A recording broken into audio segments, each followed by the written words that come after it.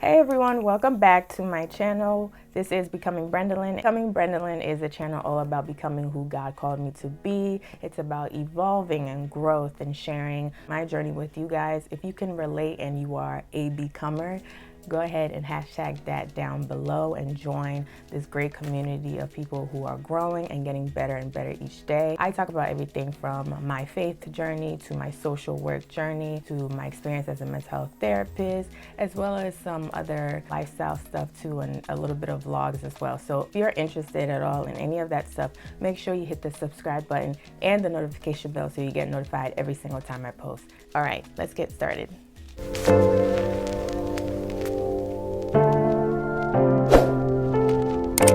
So a couple of months ago, I did a video about how I passed the LMSW exam the first time. This is going to be a part 2 to that. I've had a lot of follow-up questions and a great response from that video. So I wanted to do a part 2 to answer some of the rest of you guys' questions and some of the questions that I did not get to answer in the first one. If you haven't seen that video, make sure you go ahead and watch that video, as well as the process to get to the LMSW exam. So I'll link both of those videos down in the description box below, and I'll also link it up above so you can go ahead and watch those videos. It's very important to watch those videos as well so that you kind of get the whole picture.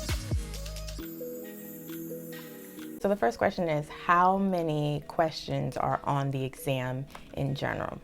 So there are a total of 170 questions. However, 150 are scored. 20 questions that are considered pre-test questions, but you're not going to know which questions they are. So it's not like it's the first 20 questions or the last 20. You don't know. It's just kind of all mixed in there, but just know that only 150 out of the 170 are scored. So you only have to worry about getting a certain number out of that 150 correct. But you should prepare to know as much information as you can so that you can get as much answered correctly.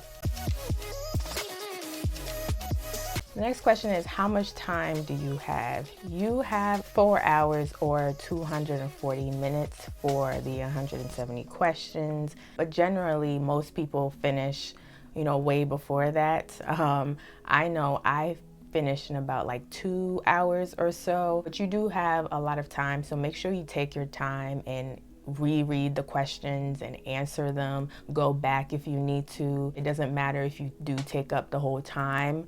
Read the questions. Don't rush through it.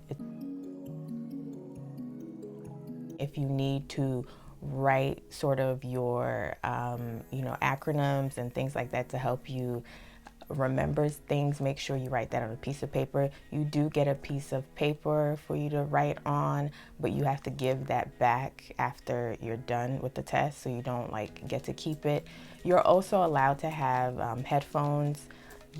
I believe they have to give you the headphones. It's either headphones or the little plugs that you can put in your ear. So they do have that if you're worried about any sort of noise, or if the silence also bothers you, I guess. But you do have to give all those things back after you're done. So the paper that you have, and I believe we have to write our names on it. So you have to give the paper and the pen or pencil back, and then the earphones or the earplugs back to the test coordinators when you're done as well.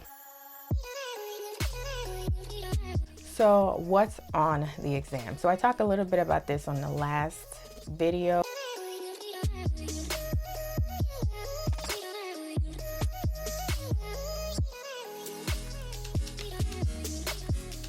You should know the basics, like the DSM-5, diagnoses, what to look for in diagnoses. So for instance, what goes into diagnosing social anxiety disorder, know the length of time, know some of the symptoms, obviously, know how it's impacting the person's functionality, things like that. So you should know the specific details about how to diagnose a person, because there are a lot of questions like that as well.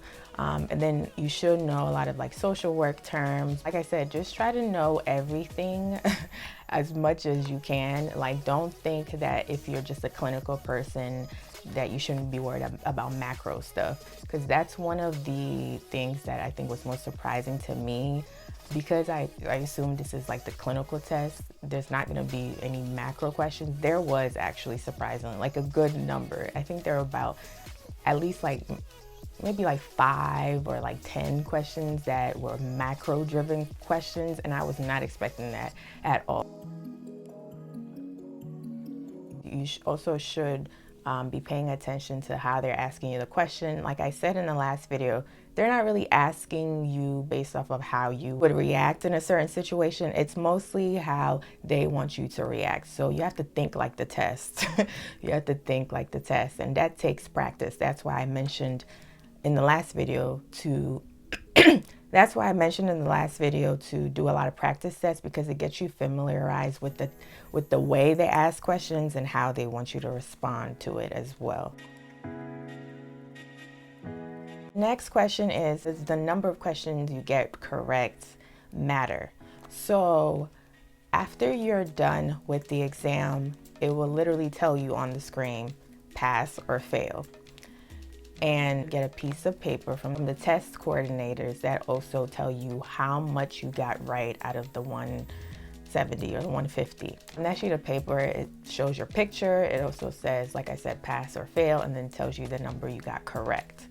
Now, they tell you obviously to hold on to that piece of paper just so you have it for your own records, but that information automatically gets sent to the ASWB website, and it's in the system. You don't have to do anything else. Yeah, the number of questions that you actually get right, it does not matter as long as it's above the threshold.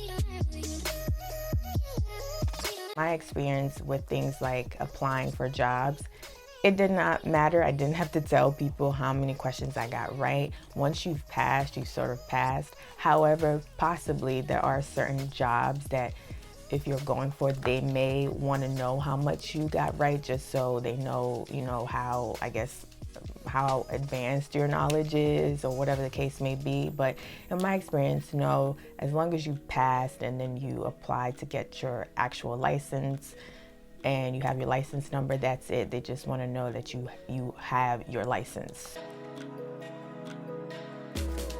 Now, what is the threshold for passing? So the threshold is typically 90 to about like 107, or let's say like 100 to, let's say like anything above like 100. So the ASWB website says 90 to 107, but it changes every year basically, but it appears that the average is about like anything above like 100 or so. And so you want to shoot for anything above 100, because that will pretty much secure that you pass. So anytime you take your practice exams and the online practice exam, make sure you notice how much you're getting correct, because that's kind of the number you want to shoot for. Like I said, it kind of differs from test to test. For some people, the score they needed to pass is above 105 or something like that. For some people, it's less than that. I don't know. It's weird. I'm not really sure how they choose what the range is, but it definitely is different for everyone. So after you pass, what do? Like I said, you do get a piece of paper from the test coordinators, but then actual score also goes through to the ASWB website, and it just tells you if you passed or failed. And then after that, you're actually now eligible to get your license. If you go to my first video in this series where I talk about the steps to even apply to take the exam, you do have to pay for the license fee. So once it's in the system, and it only takes a couple of days, I think mine took like less than a week for it to be like uploaded into the system. And so once that's done, you pay your license fee basically, and then you will be given a license number, and that number is very important because it's literally your license number. That's how you can tell if someone is an active social worker, and whether or not there's any, they have a record, or, you know, whether or not they're active or not active, things like that. And so that's how people can also look you up. Once you pay for that, you got your license. I was actually also sent a certificate in the mail. I don't know if everywhere does that, but I was sent one, and that just said basically I had passed, and I'm not sure. I think it also says my license number. I'm not sure, but I did get like a certificate in the mail. So you want to keep that as well. Before it gets into the ASWB website, you pay for the license fee. You also get an email that tells you when your license number is ready, and then you're basically all good to go. That's basically the end of the whole application and license process. Once you pass, that's it. Obviously, once you fail, all those things don't happen. You have to, I believe you have to wait a little bit and then apply again to take the exam. I believe it's about 3 months or so, so you can't take the exam right away. But once you pass, that's basically it. You just wait and get paid for your license fee, and then you're all good to go. Last question is, do you need to take the online practice exam from ASWB to pass the exam? No, you don't need to take that exam. However, I have found that it was the most beneficial, like I talked about in my last video. And a lot of people down in the comments in that video as well said that they took it and they thought that it was super helpful.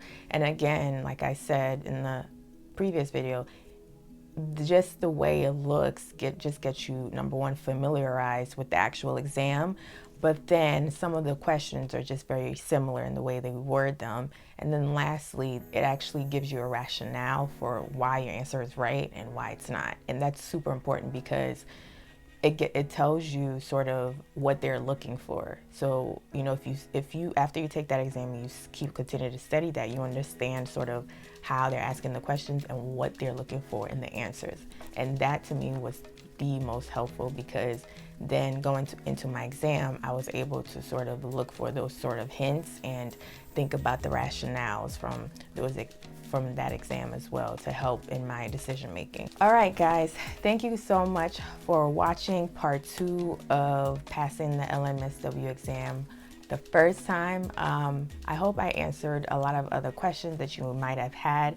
Like I said, make sure you watch the first 2 videos, the LMSW process and experience video, and then part 1 of passing it the first time. There's a lot of good information in both of those.